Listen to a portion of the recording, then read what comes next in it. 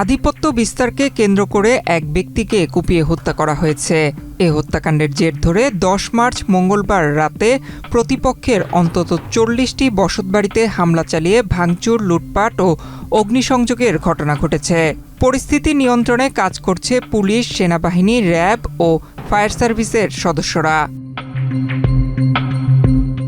Police ও প্রত্যক্ষদর্শীরা জানায়, মঙ্গলবার সকাল ৭টার দিকে সদর উপজেলার নতুন মাদারীপুর এলাকায় আধিপত্য বিস্তার নিয়ে বিরোধের জেরে সাবেক কাউন্সিলর মনিরুজ্জামান আক্তার হাওলাদারের সমর্থক আলমগীর হাওলাদারকে কুপিয়ে হত্যা করে প্রতিপক্ষের লোকজন।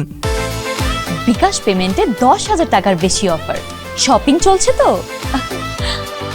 হামলার সময় তাকে নির্মমভাবে কুপিয়ে গুরুতর জখম করা হয় এবং তার একটি হাত বিচ্ছিন্ন হয়ে যায় বলে স্থানীয়রা জানান। এই হত্যাকাণ্ডের জের ধরে মঙ্গলবার রাতে উত্তেজিত লোকজন প্রতিপক্ষ হাসান মুন্সি পক্ষের লোকজনের বিভিন্ন বসতবাড়িতে হামলা চালায়। এ সময় অন্তত ২০টি বসতবাড়িতে ভাঙচুর ও লুটপাট চালানো হয়। পরে জেলা বিএনপির সাবেক যুগ্ম সাধারণ সম্পাদক লাবলু হাওলাদার ও হাসান মুন্সির ঘরসহ অন্তত আরও ২০টি বসতবাড়িতে অগ্নিসংযোগ করা হয়। খবর পেয়ে ঘটনাস্থলে গিয়ে পরিস্থিতি নিয়ন্ত্রণে আনতে কাজ শুরু করে পুলিশ, সেনাবাহিনী, র্যাব ও ফায়ার সার্ভিসের সদস্যরা। তবে ইট ও গাছ ফেলে বিভিন্ন স্থানে রাস্তা বন্ধ করে দেয় ঘটনাস্থলে পৌঁছাতে আইনশৃঙ্খলা বাহিনীকে বেগ পোহাতে হয়েছে।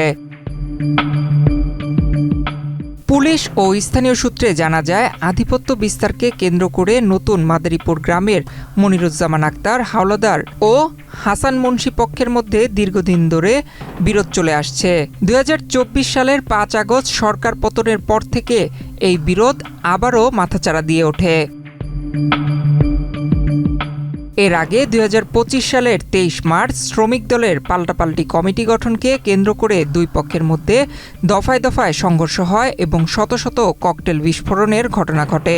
ওই সময় কুপিয়ে হত্যা করা হয় হাসান মুন্সির ভাই সদর উপজেলা শ্রমিক দলের সভাপতি শাকিল মুন্সিকে।